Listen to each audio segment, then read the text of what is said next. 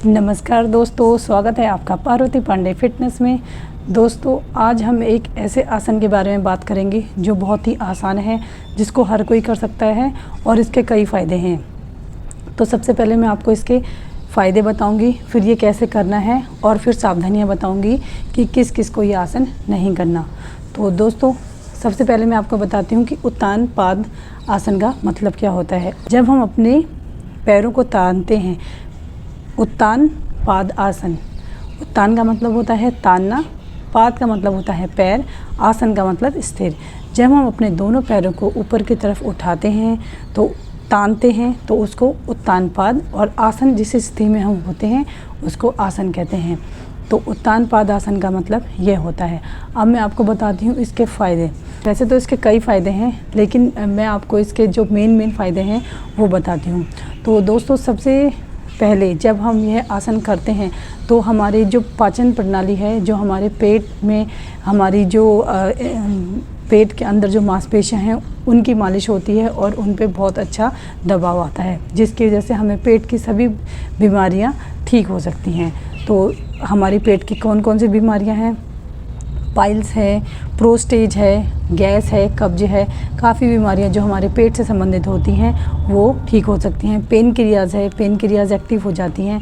तो ये हमारे पेट की जो प्रॉब्लम है ये हमारे पाचन प्रणाली जो हमारे इसकी वजह से ठीक होती है। नंबर दूसरा पे है नाभि टलना। जब हमारे सेंटर में जो नाभि होती है ये कभी ऊपर और कभी नीचे दाएं बाएं होती है, तो इस स्थिति में भी अगर हम ये आसन करते हैं तो ये ठीक हो सकती है। यद्यपि आप जब अपने नाभि परीक्षण जब आप कराएं तो आप किसी की देख रेख में करें, और उसके साथ भी आप ये आसन करते हुए भी आप किसी को अपने साथ रखें जो आपको थोड़ा सा गाइड कर सके। नंबर तीसरे पे है, ये नर्वस सिस्टम के लिए बहुत अच्छा है। क्यों? क्योंकि ये एक बैलेंसिंग आसन है। जब हम अपने पैरों को ऊपर तानते हैं और होल्ड करते हैं तो ये एक बैलेंसिंग आसन होता है, जो कि बैलेंसिंग आसन जो होता है हमारे नर्वस सिस्टम के लिए बहुत अच्छा होता है। तो ये एक बैलेंसिंग आसन है जिससे हमारा नर्वस सिस्टम इम्प्रूव होता है। इसके बाद ये हमारे जो एब्डोमेनल फैट है, नाभि के नीचे का जो एक्स्ट्रा फैट है उसको भी रिड्यूस करता है। तो ये हमारे फैट लॉस के लिए भी बहुत अच्छा है। आगे दोस्तों, ये हमारे मानसिक और शारीरिक दोनों के लिए बहुत अच्छा है। जो हमें मानसिक और शारीरिक व्याधियाँ होती हैं उसके लिए भी हमारे लिए ये बहुत अच्छा है, क्योंकि हमारी पाचन प्रणाली यदि ठीक होगी तो मानसिक और शारीरिक रूप से भी हम स्वस्थ होंगे। कि ये हमारे पेट, थाई और बैक को अच्छे से मजबूत करता है, क्योंकि ये हमारे यहाँ पे अच्छा खासा दबाव पड़ता है, जिसकी वजह से हमारे पेट, कमर और थाई हमारे अच्छे से मजबूत होते हैं। इनमें जो प्रॉब्लम होती है वो कम होती है। बाकी दोस्तों, अगर किसी को कमर का प्रॉब्लम है तो ये एक एक पैर द्वारा कर सकते हैं। अभी मैं आपको ये करके भी दिखाऊंगी। तो ये एक एक पैर से करें। दोनों पैर यदि आपकी क्षमता है तो तब उठाइए, अदरवाइज़ आप दोनों पैरों से नहीं करके एक एक पैर से कीजिए। आगे दोस्तों, ये मूड स्विंग जो हमारे होते हैं, मूड अच्छा करता है, क्योंकि ये हमारे नर्वस सिस्टम को अच्छा करता है। हमारे पेट में जो प्रॉब्लम होती है जिसकी वजह से हमारे मूड में भी बहुत चेंजेस आते हैं, तो उनको भी ठीक करता है। तो इसके बहुत फ़ायदे हैं और एक आसन है और ये बहुत ही सरल है। दोस्तों, अब मैं आपको बताऊंगी कि ये आसन किस प्रकार किया जाता है। तो मैट में आप सीधे लेट जाएंगे, कमर गर्दन सीधी, हाथ नीचे, हाथों को नीचे एकदम रिलैक्स आपके मैट पे रखे हुए होने चाहिए हाथ, और पैरों को, पंजों को पॉइंट करेंगे और धीरे धीरे ऊपर ले जाते हुए, सांस लेते हुए ऊपर को ले जाएंगे। ऊपर 90 डिग्री पे होल्ड करेंगे।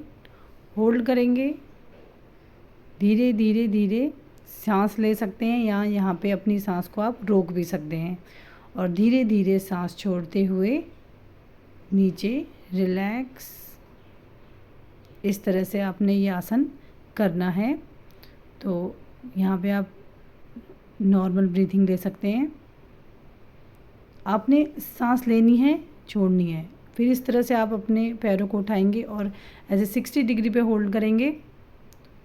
यहाँ पे जितना आप होल्ड करेंगे उतना आपके पेट में जो आपकी पाचन प्रणाली है उसमें फ़र्क, बहुत अच्छा लाभ होगा। और इस तरह से आपने पैर धीरे धीरे अपना उठाते हुए होल्ड करना है। धीरे धीरे आप 90 पे ले जाएंगे और होल्ड करेंगे। अगर आप अपनी सांस को रोकते हैं तो आपको ज़्यादा लाभ हो सकता है, और यदि आप नहीं रोक सकते तो आप नॉर्मल ब्रीथिंग भी करें और लेकिन होल्ड करें। ऐसी स्थिति में आप होल्ड करेंगे तो आपको ज़्यादा लाभ होगा। रिलैक्स, अपने पैरों को रिलैक्स देंगे, डीप ब्रीथिंग करेंगे। नॉर्मल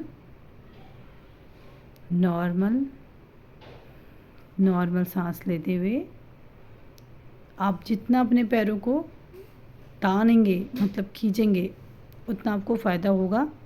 तो आप इस तरह से आप अपने पैर उठाएंगे और इस तरह से हाथों को उठाएंगे और एक नौका का पोज बनाएंगे। तो ये नौका आसन हो गया। इसमें अपने पैर उठाएंगे, अपनी कमर भी उठाएंगे, तो इससे हमारी पाचन प्रणाली पे और भी अच्छा असर होता है और भी अच्छा लाभ हो सकता है। और ये बहुत अच्छा आसन है। यदि आपकी कमर इतनी सामर्थ्य नहीं है तो आप ना करें, आप सिर्फ पैरों का ही कर सकते हैं। तो ये बहुत अच्छा आसन है। तो मैं आपको एक बार और दिखाती हूँ। पैरों को हमने पॉइंट करना है और अपने हाथों को नीचे रखना है ज़मीन पे। पैरों को पॉइंट करते हुए हम धीरे धीरे उठाएंगे और इस तरह से होल्ड करेंगे। धीरे धीरे करके उठाएंगे और 90 डिग्री पे होल्ड करेंगे। यह हमारी अपनी कैपेसिटी के ऊपर है। यदि 90 डिग्री पे हमारे पेट में ज़रा इफ़ेक्ट कम पड़ता है और 60 और 30 डिग्री पे हमको अच्छा प्रभाव पड़ता है हमारे स्टमक पे, जिससे हमारे वहाँ पे ऑर्गन्स है वो उनको ज़्यादा लाभ होता है, उनकी अच्छे से मालिश होती है। तो हमको जहाँ तक होगा 30 और 60 डिग्री पे हमको फोकस करना है। सांस छोड़ते हुए हम नीचे आ जाएंगे। यदि आपके कमर में दर्द है तो उत्तान पादासन कैसे किया जाएगा, देखिए। आपने उसी तरह से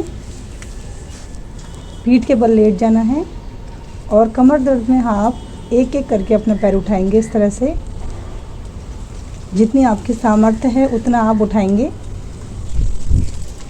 सांस लेते हुए और सांस छोड़ते हुए नीचे। इसी तरह से आप अपना दूसरा पैर उठाएंगे, सांस लेते हुए